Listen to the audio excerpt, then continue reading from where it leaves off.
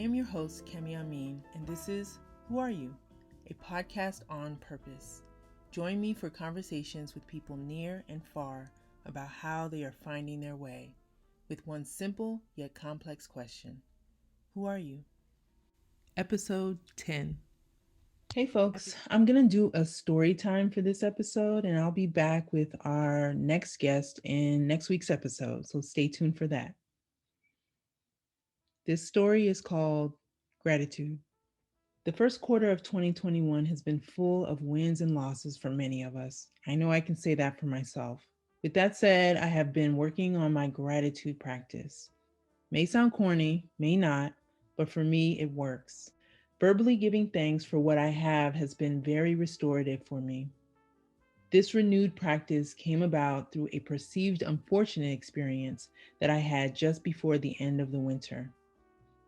In early March, I was out of town visiting my partner at his home for a couple of weeks.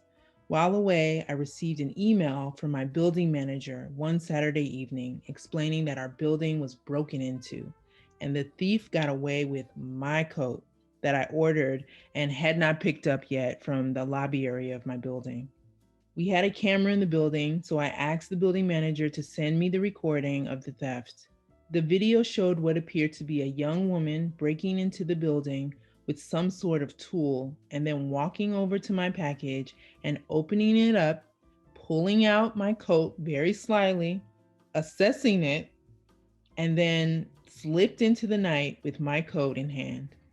When I told my partner about the theft, he suggested that I consider moving into a more modern, more secure building in some general area near where I currently live. So much so that I considered a tour of an apartment in a high-end building on the main street just 2 blocks away from my current building.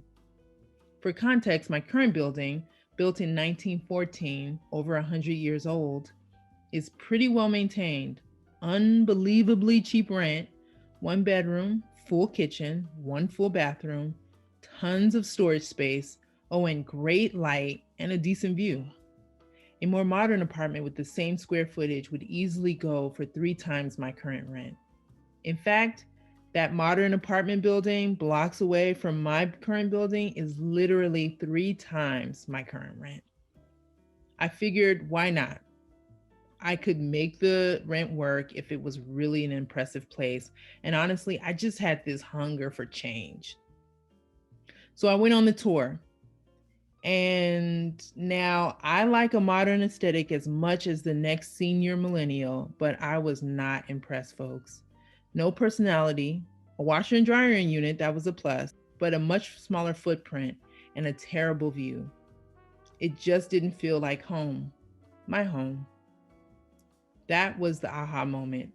Here I was so desperate for change that I didn't stop to recognize the blessing that is my apartment. Now, I am ready for change. I am ready for something new, and I look forward to that day for sure. But I had a missing piece: gratitude.